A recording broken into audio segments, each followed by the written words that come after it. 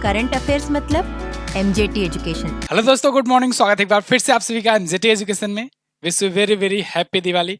सभी लोग खूब धूमधाम से दिवाली मनाइए, अच्छे तरीके से पटाखे वगैरह फोड़िए और कोई दिक्कत नहीं है, पर्यावरण बाद में देख लिया जाएगा। इस बार पटाखे फोड़िए पहले, ठीक है। चलिए शुरुआत करेंगे हम लोग आज के दिन के 31 अक्टूबर 2024 के करंट अफेयर को। और जिनके यहाँ आज दिवाली है, कुछ लोग के यहाँ 2 दिन दिवाली है। अब तो दिवाली हो या होली हो, हर त्योहार 2 दिन हो गया है ना। चलिए फिलहाल जिनके यहाँ आज है उनको आज बधाइयाँ, जिनको यहाँ कल है उनको कल बधाइयाँ देंगे। लास्ट डे का रिवीजन कर लेते हैं पहले। लास्ट डे हम लोगों ने पढ़ा था राष्ट्रीय आयुर्वेद दिवस कब मनाया गया, तो ये 29 अक्टूबर को मनाया गया। ये 9वां संस्करण था। धन्वंतरी जी के सम्मान में ये मनाया जाता है धनतेरस, और उसी दिन आयुर्वेद दिवस मनाया जाता है क्योंकि आयुर्वेद के जनक थे वो। भारत सरकार द्वारा Airbus defence and space Spain की ये कंपनी है, इसके साथ कितने C95 विमान खरीदे जा रहे हैं, तो 56 खरीदे जा रहे हैं। 16 रेडी टू यूज होंगे और 40 भारत में मैन्युफैक्चर किए जाएंगे, मैन्युफैक्चर नहीं असेंबल किए जाएंगे। खेल मंत्रालय ने ध्यानचंद लाइफ टाइम पुरस्कार को बंद करके इसकी जगह पर अर्जुन लाइफ टाइम पुरस्कार की शुरुआत कर दी है। इसके अलावा कल हम लोगों ने पढ़ा था राजस्थान सरकार ने 31 मार्च 2028 तक के लिए राजस्थान आर्थिक पुनरुद्धार टास्क फोर्स का गठन किया है। और एआई चैटबॉट हनुमान एआई ने भारत का पहला बहुभाषी और बहुमॉडल एआई मॉडल पेश किया है, नाम है एवरेस्ट 1.0। आईएमएफ ने वित्तीय वर्ष 2024-25 के लिए भारत की जीडीपी ग्रोथ रेट का अनुमान बताया है 7.0%। और international tennis hall of fame 2025 की क्लास में शामिल किया गया 3 खिलाड़ियों को, बॉब और माइक की जोड़ी को और मारिया सारापोवा को। सुल्तान जोहोर कप जूनियर हॉकी ये आयोजित किया गया अभी मलेशिया में, हर बार मलेशिया में होता है। ब्रिटेन ने इसमें गोल्ड मेडल जीता, ऑस्ट्रेलिया ने सिल्वर मेडल और भारत ने जीता bronze medal. Global finance central banker report में भारतीय रिजर्व बैंक के गवर्नर को A+ की रेटिंग दी गई है। गवर्नर ऑफ द ईयर का अवार्ड इस बार भी पा गए हैं लगातार दूसरी बार। प्रसिद्ध गुसाडी लोक नर्तक श्री कनक राजू का निधन हो गया। ये पद्मश्री से सम्मानित थे, ठीक है। तेलंगाना में ये गुसाडी लोक नृत्य होता है। तो ये टॉप 10 करंट अफेयर के क्वेश्चंस थे कल की वीडियो से, जिनका आपने किया है रिवीजन 1 मिनट में। अब हम लोग आज के करंट अफेयर की बात करेंगे, लेकिन एक जरूरी बात, दिवाली का ऑफर का आज लास्ट दिन है। तो आज आप दिवाली कूपन कोड यूज करके एमजेटी ऐप के जो भी बेसिक कोर्सेज हैं उनको आप मात्र 299 में प्राप्त कर सकते हो। जैसे आपका जीएस सफलता बैच हुआ, जैसे आपका एसएससी का कॉम्बो बैच हुआ, या फिर जीएस का संकल्प बैच हुआ, या फिर अर्जुन बैच हुआ। ये सब आप मात्र 299 में प्रत्येक को प्राप्त कर सकते हो। और आज आखिरी दिन है, इसके बाद प्राइस तुरंत बढ़ जाएंगे। और चूंकि लगभग ये 70% तक का डिस्काउंट है, तो यानी कि प्राइसेस इंक्रीज होकर 2.5 गुना से ज्यादा बढ़ जाएंगी। तो आप इसको जाकर के एमजेटी ऐप से अभी अवेल करो पहली फुर्सत में, किसी भी तरीके से बाद में सुनवाई नहीं होगी। चलिए अगला पहला क्वेश्चन देखते हैं, किसकी जयंती पर प्रत्येक वर्ष 31 अक्टूबर को राष्ट्रीय एकता दिवस मनाया जाता है। राष्ट्रीय एकता दिवस या नेशनल यूनिटी डे आज मनाया जा रहा है, और ये सरदार वल्लभ भाई पटेल जी की जयंती पर मनाते हैं। सरदार वल्लभ भाई पटेल जी भारत के पहले गृह मंत्री और पहले उप प्रधानमंत्री थे। सरदार वल्लभ भाई पटेल जी की याद में स्टैचू ऑफ यूनिटी बनाया गया है। स्टैचू ऑफ यूनिटी बनाया गया है, ध्यान रखना ये दुनिया की सबसे ऊंची मूर्ति है। गुजरात के केवड़िया जिले में ये स्थित है, इसे बनाया गया है, ठीक है ना। 2014 में राष्ट्रीय एकता दिवस मनाए जाने की शुरुआत हुई थी। इस वर्ष लौह पुरुष की 148वीं जयंती है। 1931 को कराची के लिए कांग्रेस का अध्यक्ष इनको चुना गया था, कराची सत्र के लिए, ठीक है ना। बरडोली की महिलाओं ने इनको सरदार की उपाधि दी थी। यह क्वेश्चन कई बार स्टैटिक में पूछा गया है, बरडोली की महिलाओं में। 31 अक्टूबर को ही एक और महत्वपूर्ण दिवस मनाया जाता है, ध्यान रखिएगा, राष्ट्रीय संकल्प दिवस, ठीक है ना। राष्ट्रीय संकल्प दिवस दोस्तों भारत की पहली और इकलौती महिला प्रधानमंत्री इंदिरा गांधी जी की पुण्यतिथि पर मनाया जाता है। 1984 में इनका असैसिनेशन कर दिया गया था। 1984 में इनकी हत्या कर दी गई थी इंदिरा गांधी जी की, तो इनकी पुण्यतिथि भी इसी दिन होती है। तो याद रखिएगा राष्ट्रीय संकल्प दिवस बनाया जाता है इनकी पुण्यतिथि पर। अब यहाँ पर महत्वपूर्ण जो दिवस आए हुए हैं महापुरुषों के नाम पर, उनका हम लोग रिवीजन करेंगे आज। 12 जनवरी को राष्ट्रीय युवा दिवस मनाते हैं स्वामी विवेकानंद जी की जयंती पर। 23 जनवरी को पराक्रम दिवस मनाते हैं नेताजी सुभाष चंद्र बोस जी की जयंती पर। 30 जनवरी को शहीद दिवस मनाते हैं महात्मा गांधी जी की पुण्यतिथि पर। 11 फरवरी को समर्पण दिवस मनाते हैं पंडित दीनदयाल उपाध्याय जी की पुण्यतिथि पर। 13 फरवरी को राष्ट्रीय महिला दिवस मनाते हैं सरोजिनी नायडू जी की जयंती पर। 23 मार्च को शहीद दिवस मनाते हैं भगत सिंह, सुखदेव और राजगुरु जी की पुण्यतिथि पर। 12 मई को अंतर्राष्ट्रीय नर्स दिवस, फ्लोरेंस नाइटिंगेल जी की जयंती। 21 मई को राष्ट्रीय आतंकवाद विरोधी दिवस, भारत के पूर्व प्रधानमंत्री राजीव गांधी जी की पुण्यतिथि पर। 29 जून को राष्ट्रीय सांख्यिकी दिवस, पीसी महालनोबिस जी की जयंती पर। 20 अगस्त को सद्भावना दिवस, पूर्व प्रधानमंत्री राजीव गांधी जी की जयंती पर। 29 अगस्त को राष्ट्रीय खेल दिवस, मेजर ध्यानचंद जी की जयंती पर। और 5 सितंबर को शिक्षक दिवस, डॉक्टर सर्वपल्ली राधाकृष्णन जी की जयंती पर। इसके अलावा 15 सितंबर को राष्ट्रीय इंजीनियर्स दिवस, मोक्षगुंडकम विश्वेश्वरैया जी की जयंती पर। और 25 सितंबर को अंत्योदय दिवस, पंडित दीनदयाल उपाध्याय जी की जयंती पर। 2 अक्टूबर को अंतर्राष्ट्रीय अहिंसा दिवस, महात्मा गांधी जी की जयंती। 15 अक्टूबर को विश्व छात्र दिवस, एपीजे अब्दुल कलाम जी की जयंती। 31 अक्टूबर राष्ट्रीय एकता दिवस, वल्लभ भाई पटेल जी की जयंती। और राष्ट्रीय संकल्प दिवस भी याद रखना, राष्ट्रीय संकल्प दिवस भी याद रखना, इंदिरा गांधी जी की जयंती पर। 11 नवंबर को राष्ट्रीय शिक्षा दिवस, मौलाना अबुल कलाम जी की जयंती। 14 नवंबर बाल दिवस, पंडित जवाहरलाल नेहरू जी की जयंती। 6 दिसंबर महापरिनिर्वाण दिवस, डॉक्टर भीमराव अंबेडकर जी की पुण्यतिथि। और 23 दिसंबर राष्ट्रीय किसान दिवस, चौधरी चरण सिंह जी की जयंती। 25 दिसंबर सुशासन दिवस, अटल बिहारी वाजपेयी जी की जयंती। ये महापुरुषों को डेडिकेटेड हुए महत्वपूर्ण दिवस हैं। इनका रिवीजन मैं अक्सर कराया करता हूं जब ऐसे रिलेटेड दिवस आते हैं। तो आगे देखते हैं, हाल ही में कहां पर 6 दिवसीय दीपोत्सव का आयोजन किया गया। दीपोत्सव, अयोध्या का दीपोत्सव दुनिया में फेमस है और इसने जब से शुरुआत करी हुई ना, बार बार वर्ल्ड रिकॉर्ड पे वर्ल्ड रिकॉर्ड बनता जा रहा है। अपना ही रिकॉर्ड टूटता है दीपोत्सव में पिछली बार का। तो ये अयोध्या में होता है, भगवान श्री राम जी की जन्मस्थली पर। अब तो अयोध्या मंदिर बन गया है। अयोध्या मंदिर बनने के बाद, श्री राम जन्मभूमि में मंदिर बनने के बाद ये पहला दीपोत्सव होने जा रहा है। इस बार का और ज्यादा भव्य होगा और इस बार 28 लाख दीप जलने का अनुमान लगाया जा रहा है कि यहाँ पर 28 लाख दीप जलेंगे।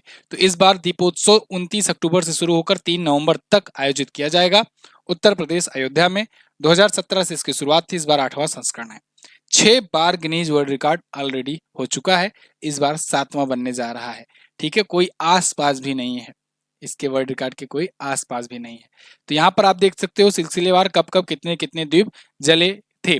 51,000 दिए 2017 में, फिर उसके बाद फिर धीरे धीरे बढ़ते बढ़ते 22 लाख तक हो गया था। इस बार 25 से 28 लाख तक का अनुमान है। यहाँ पर उत्तर प्रदेश आप देख पाओगे, ये रहा उत्तर प्रदेश, लखनऊ इसकी राजधानी है। ये चौथा सबसे बड़ा राज्य है क्षेत्रफल के मामले में। राजस्थान, मध्य प्रदेश और महाराष्ट्र के बाद चौथे नंबर पर उत्तर प्रदेश, लेकिन जनसंख्या के मामले में टॉप पर है। उत्तर प्रदेश सबसे ज्यादा 8 राज्यों से और एक केंद्र शासित प्रदेश से अपना बॉर्डर शेयर करता है। 8 राज्य में उत्तराखंड, हिमाचल प्रदेश, हरियाणा, राजस्थान, मध्य प्रदेश, छत्तीसगढ़, झारखंड और बिहार दिख जाएगा। केंद्र शासित प्रदेश में दिल्ली से अपना बॉर्डर लगाता है उत्तर प्रदेश। यहाँ पर योगी आदित्यनाथ जी बीजेपी पार्टी से सीएम है। आनंदीबेन पटेल जी यहाँ के गवर्नर हैं। रामगढ़ ताल, सुरहा ताल, गोविंद बल्लभ पंत सागर, मोती झील ये प्रमुख झीलें हैं। दुधवा नेशनल पार्क इकलौता नेशनल पार्क है उत्तर प्रदेश में। उत्तर प्रदेश में सिर्फ एक ही नेशनल पार्क है, वो है दुधवा नेशनल पार्क। इसके अलावा नवाबगंज पक्षी अभ्यारण्य, पीलीभीत टाइगर रिजर्व, चंद्रप्रभा गेंद सेंचुरी, इटावा लायन सफारी और महाराजगंज में एक और बन रहा है गिद्ध संरक्षण केंद्र, एशिया का सबसे बड़ा। तो ये एशिया का पहला। सरगुला, नौटंकी, रासलीला, रामलीला, धोबिया, थाली, पौता चौरा ये प्रमुख लोक नृत्य और लोकगीत हैं। अगला, हाल ही में हुई घोषणा के अनुसार लंबे समय से प्रतीक्षित जनगणना अभ्यास कब शुरू किया जाएगा। जनगणना की शुरुआत की घोषणा हो चुकी है। जनगणना 2025 में शुरू होगी और 2026 तक चलेगी। जनगणना 2021 में होनी थी, लेकिन 2021 का सेंसस टाल दिया गया ड्यू टू कोविड-19। इसके बाद फिर चुनाव पड़ गया, इसकी वजह से और थोड़ा टाल दिया गया। अब चुनाव वगैरह सब संपन्न हो चुके हैं, तो अगली साल से कहा जा रहा है कि सेंसस स्टार्ट होगा। अब इससे पूरा का पूरा पैटर्न भी बदल जाएगा। 10-10 साल में एक बार जनगणना हुआ करती है। शुरुआत 1871 से हुई है, सॉरी 1872 से हुई है, फिर 1881 से रेगुलर हो गई थी 10-10 साल पर। तो पहली बार वाला 9 साल के अंतराल पर किया गया था, उसके बाद 10-10 साल के अंतराल पर किया जाता रहा था। लेकिन अब इस बार डिले हो गया है और 15 सालों के बाद किया जा रहा है। लास्ट वाली 2011 को हुई थी और अब 2025 से शुरू होगा, 2026 में कंप्लीट होगा ये वाला सेंसस। ठीक है, तो बहुत ही इंपॉर्टेंट क्वेश्चन है, इसको याद रखिएगा। 2021 में निर्धारित थी, लेकिन अब 2025-26 में होगी। फिर इसके बाद क्या किया जाएगा, इसके बाद लोकसभा का परिसीमन किया जाना है। लोकसभा में देखा जाना है कि भाई फिर से अब जनसंख्या के अनुसार किसको कितनी सीटें आवंटित की जानी चाहिए, क्योंकि जनसंख्या के आधार पर प्रतिनिधित्व वहां घोषित किया जाता है। तो परिसीमन होगा तो ऑब्वियस सी बात है, जब जनसंख्या बढ़ी है तो लोकसभा में सीटें भी बढ़ेगी, क्योंकि प्रतिनिधित्व भी बढ़ेगा। लोकसभा में सीटें बनेगी तो नए वाले संसद भवन में जो 700 के आसपास में सीटें रखी गई हैं, वहां पर 700 के आसपास में लोकसभा में सीटें आपको देखने को मिल जाएंगी। अब ये जनसंख्या जनगणना के बाद ही पता चलेगा। फिर क्या होगा, फिर इसके बाद ट्विस्ट आएगा एक देश एक चुनाव का, वन नेशन वन इलेक्शन का। क्यों? क्योंकि 2028 तक इनको परिसीमन करना है, 2026 तक जनगणना आ जाएगी, 2028 तक सीट बढ़ाकर परिसीमन करेंगे और 2029 में इलेक्शन होना है और उस इलेक्शन में वन नेशन वन इलेक्शन नियम लागू किया जाएगा, क्योंकि रामनाथ कोविंद जी की अध्यक्षता वाली कमेटी ने अपनी रिपोर्ट सौंप दी है, जिसके बाद मंजूरी भी मिल गई है कैबिनेट की। ठीक है जी, तो ये पूरा सब कुछ सिलसिलेवार समझते जाइएगा, क्रोनोलॉजी समझिए, है ना। चलिए अगली जनगणना अब 2035 को होगी। अगला, हाल ही में 17वां भारतीय शहरी गतिशीलता सम्मेलन और प्रदर्शनी 2024 कहां आयोजित किया गया? तो 17वां भारत शहरी गतिशीलता सम्मेलन और प्रदर्शनी ये दोस्तों कहां आयोजित किया गया? गांधीनगर गुजरात में। गुजरात के गांधीनगर में, गुजरात की राजधानी है गांधीनगर, वहां पर ये 17वां अर्बन मोबिलिटी इंडिया यानी यूएमआई कॉन्फ्रेंस एंड एक्सपो 2024 आयोजित किया गया। कब से कब? 25 से 27 अक्टूबर तक। शहरी परिवहन समाधानों का मानकीकरण और अनुकूलन इस बार का विषय रखा गया था। इसमें कुछ पुरस्कार भी दिए गए, जैसे सबसे टिकाऊ परिवहन प्रणाली का पुरस्कार कोच्चि मेट्रो रेलवे कॉर्पोरेशन को दिया गया और सर्वश्रेष्ठ सार्वजनिक परिवहन प्रणाली का पुरस्कार भुवनेश्वर का दिया गया। अब अगला वाला जो ये समिट होगी, प्रदर्शनी होगी, वो कहाँ होगी? गुरुग्राम हरियाणा में होगी। कुछ और भी पुरस्कार दिए गए हैं, लेकिन उतना इंपॉर्टेंट नहीं है। मैं आपको लिस्ट दे रहा हूँ, लिस्ट में आप देख लीजिए, यहाँ पर ये लिस्ट है। ठीक है, थोड़ा सा इत्मीनान से दिखेगा तो आपको दिखेगा साफ, अभी आपको क्लियर नहीं दिख रहा होगा। चलिए, तो श्रीनगर जैसे बहुत सारी टाइप में दिया गया है, लेकिन उतना याद नहीं रखना है आपको। अगला, गांधीनगर गुजरात की बात आई है, गुजरात बहुत दिन बाद आया है, तो गुजरात देख लेते हैं। यहाँ पर है गुजरात। गुजरात की देखो आप, ये इधर समुद्री सीमा लगती है, तटीय सीमा ना गुजरात की सबसे ज्यादा है, सबसे लंबी तटीय सीमा वाला राज्य गुजरात। दूसरे पर आंध्र प्रदेश। राजधानी इसकी गांधीनगर। भूपेंद्र पटेल जी बीजेपी पार्टी से यहाँ के सीएम हैं। गवर्नर आचार्य देवव्रत जी हैं। गुजरात महाराष्ट्र से अलग हुआ था 1 मई 1960 को, तो 1 मई को गुजरात और महाराष्ट्र का स्थापना दिवस मनाया जाता है। गुजरात अपना बॉर्डर राजस्थान से लगाता है, मध्य प्रदेश से लगाता है और महाराष्ट्र से लगाता है। इसके अलावा यहीं पर दमन दीव और दादरा नगर हवेली भी है। हमीरसर झील, काकरिया झील, नल सरोवर, थोल झील, ये यहाँ पर झीलें हैं। गिर नेशनल पार्क याद रखना बहुत इंपॉर्टेंट है, क्योंकि एशियाई शेर सबसे ज्यादा कहाँ पाए जाते हैं? तो गिर नेशनल पार्क में पाए जाते हैं। एशियाई शेर सबसे ज्यादा गिर नेशनल पार्क में। टाइगर कहाँ पाए जाएंगे सबसे ज्यादा? चीता सबसे ज्यादा कहाँ पाए जाते हैं? मध्य प्रदेश में। तो मध्य प्रदेश टाइगर स्टेट कहलाता है और ये लॉयन स्टेट कहलाता है। ठीक है, चलिए, वंशधर नेशनल पार्क, नल सरोवर पक्षी अभ्यारण्य, कृष्णमृग राष्ट्रीय उद्यान है। गरबा, डांडिया रास लीला और डांडिया रास ये यहाँ पर आयोजित होता है। जिले 33 हैं, 182 विधानसभा में सीटें हैं, 26 लोकसभा में और 11 राज्यसभा में यहाँ सीट जाती है। अगला, अंडर 23 विश्व कुश्ती चैंपियनशिप 2024 में भारत के लिए एकमात्र स्वर्ण पदक किसने जीता? तो इकलौता स्वर्ण पदक आया है भारत को और इसको जीता है चिराग चिक्कारा ने। चिराग चिक्कारा अंडर 23 विश्व कुश्ती चैंपियनशिप में जीते हैं। आर्टिकल आपके सामने है। Chirag Chikkara becomes the only third Indian to win, केवल तीसरे भारतीय हैं जो गोल्ड जीते हुए हैं और इस बार के संस्करण में तो एकमात्र गोल्ड इन्हीं के नाम आया है। 57 किलोग्राम की फ्री स्टाइल कैटेगरी में इन्होंने जीता है। टोटल भारत ने 9 मेडल जीते हैं, जिसमें 1 गोल्ड आया है, एकमात्र गोल्ड इनके नाम, 1 सिल्वर आया है और 7 ब्रॉन्ज मेडल आए हैं। तिराना अल्बानिया में आयोजित किया गया था 21 से 27 अक्टूबर के बीच में। ध्यान रहे, अंडर 23 है। अगला, वर्ष 2024 के संयुक्त राज्य अमेरिका अंतर्राष्ट्रीय धार्मिक स्वतंत्रता आयोग यानी यूएससीआईआरएफ की रिपोर्ट में किस देश को कंट्री ऑफ पार्टिकुलर कंसर्न नामित किया गया है? अमेरिका वाले कुछ भी कर लें, कुछ भी कर लो, भारत झुकने वाला नहीं है। क्या कुछ नहीं कर दिया बेचारों ने भारत को नीचा दिखाने के लिए, जिससे भारत ब्रिक्स समिट में ना जा पाए या प्रेशर में आ जाए यूएस के। हर एक कदम उठा दिए, लेकिन कोई फायदा नहीं हुआ। आखिरकार भारत गया वहां पर, चाइना से भी दोस्ती हुई, हाथ मिलाया भारत, रूस से भी बढ़िया से हाथ मिलाया और रूस के कजान शहर में बढ़िया से ब्रिक्स सम्मेलन हुआ। ये क्वेश्चन अब ले रहा हूं, लेकिन क्वेश्चन ये पुराना है, इसलिए मैं बता रहा हूं कि ये ब्रिक्स का लेना देना इससे कैसे है, ठीक है ना, क्योंकि ये ब्रिक्स से पहले ये चीजें यूएस ने की थी। तो यूएस ने क्या किया, बेसिकली उसका एक संस्था है यूएससीआईआरएफ, इसने बताया कि भारत जो है ना, ये कंट्री ऑफ पार्टिकुलर कंसर्न है। कंट्री ऑफ पार्टिकुलर कंसर्न मतलब इनका एक अलग ही मसला चल रहा है, किसको लेकर के, धार्मिक स्वतंत्रता को लेकर के।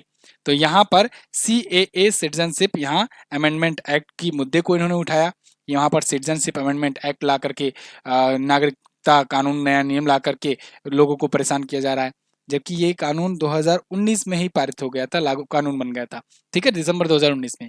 फिलहाल USCIRF की रिपोर्ट है, इंडिया नहीं, इंडिया के लिए कह रहे हैं कि विशेष चिंता वाला ये देश है, ठीक है, और ये कह रहे हैं कि धार्मिक स्वतंत्रता का योजना अनुसार यहाँ नहीं है। ये ज्ञान देते हैं, अमेरिका वाले ये ज्ञान देते हैं। इनके पूर्व राष्ट्रपति पर खुलेआम पब्लिक में गोली चल जाती है, कान से छू कर निकलती है, 3 राष्ट्रपति इससे पहले निपटाए जा चुके हैं ऐसे ही असैसिनेशन में। ये धार्मिक स्वतंत्रता को लेकर के यहाँ पर ज्ञान देते हैं। ये बताते हैं कि इंडिया जो है विशेष चिंता वाला देश है। अरे चिंता तुम लोग करो यार अपना। CPC के रिपोर्ट में नामित करने की ये बात कर रहे हैं, इनके विदेश विभाग के द्वारा ये सारी चीजें की जाती है। कारण मैंने बताया, ये हर चीज करके परेशान हो चुके हैं। देखो ये रिपोर्ट ना 9 अक्टूबर की है, 9 अक्टूबर की, और 22 से 24 अक्टूबर के बीच में रूस के कजान शहर में हुआ ब्रिक्स सम्मेलन, उसी को लेकर के ये खलबली मचाने के लिए कर रहे थे। इसके बाद ये पूरा भारत पर एलिगेशन लगाया कि भारत के रॉ एजेंट कनाडा में और US में पन्नू को मारने की कोशिश कर रहा है। मतलब हर कुछ ये प्रयास कर लिए, लेकिन कोई फायदा नहीं देखने को मिला। United state commission of on international religious freedom करके एक संस्था इनकी है, और जो ये सब चीजें करती है। अगला, हाल ही में चर्चे में रही पुस्तक द बुक ऑफ नाउ, इसके लेखक कौन है? इसको लिखा है दोस्तों मनोज V जैन ने, द बुक ऑफ नाउ। ये देखिए, ये साइकोलॉजिकल बुक है, और इस पुस्तक में जीवन की यात्रा में भूत, वर्तमान और भविष्य, वो भूत प्रेत वाला नहीं, भूत मतलब पास्ट, प्रेजेंट और फ्यूचर में प्रतिनिधित्व करने वाले रूपकों के रूप में सांपों का उपयोग किया गया है। तो the book of now interesting book है, और इसको लिखा है मनोज V जैन ने। पिछले दिनों में कुछ पुस्तकें आई थी, उनका हम लोग रिवीजन करेंगे, जैसे रतन टाटा ए लाइफ, इस पुस्तक को लिखा है थॉमस मैथ्यू ने, इंपॉर्टेंट बुक है, याद रखिएगा। खाकी में स्थित प्रज्ञ, इसको अनिल रतूड़ी ने लिखा है। श्री राम इन तमिलगम, डॉक्टर DK हरि और DK हेमा ने लिखा है। नेक्सस लिखा है दोस्तों युवल नोआ हरारी ने, इंपॉर्टेंट बुक है, याद रखना। कुलदीप गुप्ता की पुस्तक है a journey from black gold to white. The scientist entrepreneur Kalpana Shankar की पुस्तक है, इंपॉर्टेंट है। और मोदीज गवर्नेंस ट्रायम्फ, ये भी इंपॉर्टेंट पुस्तक है, तरुण चुग की पुस्तक है, ठीक है, जहां स्टार लगा है उसको याद कर डालो। किस देश ने भारत में डिजिटल बुनियादी ढांचे का समर्थन करने की घोषणा की है? तो अभी हाल ही में अमेरिका, जापान और दक्षिण कोरिया ने यहाँ पर डिजिटल बुनियादी ढांचे को समर्थन करने की घोषणा की है भारत ने। क्या होता है, महात्मा गांधी जी का एक बहुत पुराना डायलॉग है कि first they ignore, then they criticise, and after that they accept. पहले वो इग्नोर करेंगे, तुमको बहुत उपेक्षित करेंगे, तुमको बहुत नीचा दिखाने की कोशिश करेंगे जब तुम बहुत छोटे रहोगे। फिर धीरे धीरे जब ऊपर उठोगे, तब वो तुमसे कंपटीशन करने की कोशिश करेंगे, तब तुमको क्रिटिसाइज करने की कोशिश करेंगे, और जब उस पर भी नहीं माने, तुम और आगे चढ़े गए, तब तुमको वो एक्सेप्टेंस देंगे और तुम्हारी फिर प्रशंसा करने लगेंगे। यही यहाँ पर भी हुआ। पहले खूब क्रिटिसाइज करने की कोशिश की गई, खूब। अभी मैंने दिखाया आपको पीछे 9 अक्टूबर का आर्टिकल।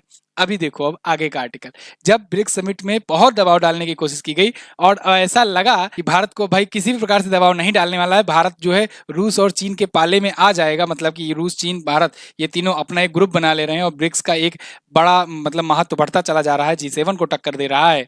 अगर आपने ब्रिक्स वाली वीडियो नहीं देखी है हमारी, तो उसको जरूर देखिएगा, तब आपको ये पूरा प्लॉट समझ में आएगा मैं क्या कहना चाह रहा हूँ, ठीक है ना। ब्रिक्स पर मैंने जो अभी रिसेंट वीडियो दी है उसको देखिएगा जरूर।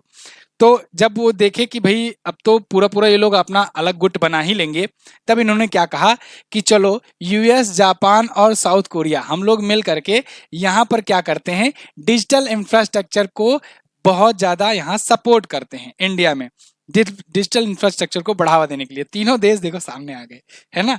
देख रहे हो हिपोक्रेसी, पहले तो यही आरोप लगाते जा रहे हैं, अभी 10 दिन पहले ही आरोप लगा रहे थे एक से एक बढ़ करके, और कंसर्न जाहिर कर रहे हैं, और अब देखो यहाँ पर क्या कर रहे हैं, सपोर्ट कर रहे हैं कि चलो हम आपके यहाँ डिजिटल बुनियादी का ढांचे का समर्थन करेंगे। फिलहाल 26 अक्टूबर को ये घोषणा की गई। टाइमिंग देखिएगा, टाइमिंग ही आपको सब कुछ समझाएगा ये जियोपॉलिटिक्स क्या है। 22 से 24 अक्टूबर के बीच में ब्रिक्स समिट आयोजित हुई, रूस में हुई। और रूस को जब देखे कि रूस एक महाशक्ति बनता जा रहा है फिर से, मतलब कि उसको अलग थलग करने की कोशिश किए थे लेकिन कोई फायदा हुआ नहीं। वो 30 देशों को एक साथ बुला लिया वहां पर ब्रिक्स समिट में, और पूरी दुनिया को एकदम बढ़िया से चिढ़ा दिया अच्छे से कि लो देखो हमको अलग करने चले थे। उसी की बात पर अब ये भारत को समर्थन करने पर लगे हुए हैं। तो यहाँ पर export import bank of Korea जो है, यहाँ कोरिया का एग्जिम बैंक जिसे कहते हैं, यूएस का international development finance corporation, Japan bank for international cooperation, ये सब आगे साथ में कहें हम बढ़िया से बेसिक इंफ्रास्ट्रक्चर आपके यहाँ बढ़ाएंगे। इनकी अगर आप लोकेशन देखना चाहोगे तो यहाँ रहेगा अपना प्यारा भारत, यहाँ पर आपको साउथ कोरिया दिख जाएगा, यहाँ पर आपको जापान दिख जाएगा, और यूएसए यहीं पर आपको दिख जाएगा, यहाँ मैप में नहीं आ रहा है आपका, ठीक है ना। तो ये अब यहाँ पर तीनों मिलकर के डिजिटल इंफ्रास्ट्रक्चर को बढ़ावा देंगे। अगला, छठा एसीसी पुरुष टी20 इमर्जिंग टीम्स एशिया कप 2024 का खिताब किसने जीता?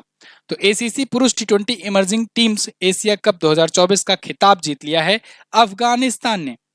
अफगानिस्तान ने जीत लिया भाई। अफगानिस्तान जहां पर क्रिकेट बैन हो रहा है वो जीत गया है। चलो अच्छी बात है, क्रिकेट को वहां पर बैन किया जाने वाला है जल्द ही। फिलहाल छठा एसीसी पुरुष टी20 इमर्जिंग टीम्स एशिया कप इन्होंने जीत लिया है, श्रीलंका को हरा करके। ओमान में आयोजित किया गया था और सेदिकुल्लाह अटल जो है इन्होंने बेस्ट खिलाड़ी का अवार्ड जीता। 2013 में इसकी शुरुआत हुई थी, सिंगापुर में पहली बार आयोजित किया गया था।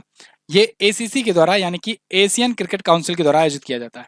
1983 में इसकी स्थापना हुई थी, ठीक है ना। इसका हेडक्वार्टर दुबई में है। अध्यक्ष जय शाह थे। जय शाह अब आईसीसी के भी अध्यक्ष बन गए हैं। अगला, हाल ही में विश्व शहर दिवस कब मनाया जाता है?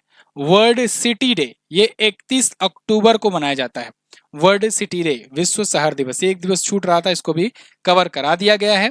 2014 से इसकी शुरुआत हुई थी। थीम है इस बार youth leading climate and local action for cities, ठीक है।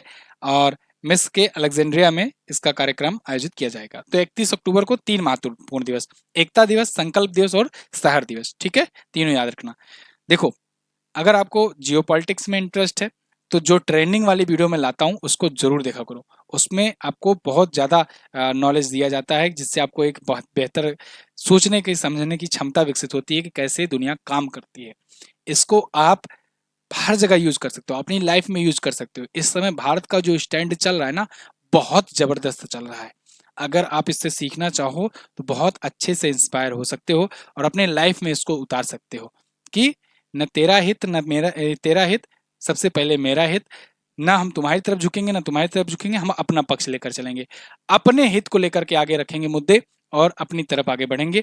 तुमको अगर जरूरत हो तो आओ हमारे पास, हम अपने आप को इतना मजबूत करेंगे, इतना आगे बढ़ाएंगे कि जिसको जुड़ना होगा वो हमसे जुड़ना चाहेगा, हम किसी की तरफ पिछलग्गू होकर नहीं बढ़ेंगे। ये चीजें, ये धारणा, ये एटीट्यूड अपने अंदर लाओ, आप अपने आप आगे बढ़ते चले जाओगे। चलिए, फिलहाल अक्टूबर महीने के जितने भी महत्वपूर्ण दिवस हैं आखिरी बार उनका सबका रिवीजन कर लेते हैं। 1 अक्टूबर अंतर्राष्ट्रीय वृद्धजन दिवस, 1 अक्टूबर विश्व शाकाहारी दिवस, 2 अक्टूबर अंतर्राष्ट्रीय अहिंसा दिवस, 2 से 8 अक्टूबर वन्य प्राणी सप्ताह, 2 से 16 अक्टूबर सड़क सुरक्षा पखवाड़ा, 5 अक्टूबर विश्व शिक्षक दिवस, 4 से 10 अक्टूबर विश्व अंतरिक्ष सप्ताह, 9 अक्टूबर विश्व डाक दिवस, 12 अक्टूबर को इस बार मनाया गया विश्व प्रवासी पक्षी दिवस क्योंकि ये सेकंड सैटरडे को मनाया जाता है अक्टूबर और मई में। 13 अक्टूबर अंतर्राष्ट्रीय आपदा जोखिम न्यूनीकरण दिवस, 15 अक्टूबर विश्व छात्र दिवस और अंतर्राष्ट्रीय ग्रामीण महिला दिवस 15 अक्टूबर को। अक्टूबर माह को स्तन कैंसर जागरूकता दिवस, 16 अक्टूबर विश्व खाद्य दिवस। इसके अलावा अंतर्राष्ट्रीय गरीबी उन्मूलन दिवस 17 अक्टूबर को ही, 17 को ही अंतर्राष्ट्रीय अभिदम दिवस, 21 अक्टूबर को राष्ट्रीय पुलिस स्मृति दिवस, 23 अक्टूबर को अंतर्राष्ट्रीय हिम तेंदुआ दिवस, 24 अक्टूबर को संयुक्त राष्ट्र दिवस और विश्व पोलियो दिवस, 24 से 31 अक्टूबर वैश्विक मीडिया और सूचना साक्षरता सप्ताह, 28 अक्टूबर अंतर्राष्ट्रीय एनिमेशन दिवस, 29 अक्टूबर विश्व स्ट्रोक दिवस, 29 अक्टूबर राष्ट्रीय आयुर्वेद दिवस, 31 अक्टूबर विश्व शहर दिवस, 31 अक्टूबर को ही एकता दिवस और संकल्प दिवस ही मनाया गया। क्लियर? तो ये थे साथियों आज के दिन के सभी महत्वपूर्ण करंट अफेयर के क्वेश्चन। एक बार फिर से wish you very very happy Diwali. और आज लास्ट दिन है, दिवाली धमाका ऑफर का फायदा उठाइए। अगर आपको हमारा कंटेंट पसंद आता है तो चैनल को सब्सक्राइब करके जरूर जाइएगा। लास्ट डे के क्वेश्चंस की बात करते हैं। कल मैंने पूछा था डंडारी घुसाड़ी उत्सव कहाँ मनाया जाता है, तो तेलंगाना में मनाया जाता है। शीर्ष वैश्विक बैंकर का पुरस्कार किसे मिला एक बार फिर से, तो शक्तिकांत दास जी को मिला, आरबीआई के गवर्नर हैं। आज आपको क्या बताना है? आज बताना है विश्व न्याय परियोजना के कानून शासन सूचकांक में भारत किस स्थान पर रहा। परसों वाली जो लोग वीडियो देखे होंगे वो लोग जरूर आंसर कर पाओगे। 100 वर्ष से अधिक आयु के वरिष्ठ नागरिकों को मूल पेंशन के साथ संवेदनशील भत्ते कितने प्रतिशत दिए गए हैं, ये भी परसों वाली वीडियो से लिया गया है। दोनों क्वेश्चंस के बारे में आपको जो भी पता हो डिटेल से जरूर आंसर करना। Thank you so much for watching. मिलेंगे अगली वीडियो में, तब तक के लिए नमस्कार, जय हिंद, वंदे मातरम।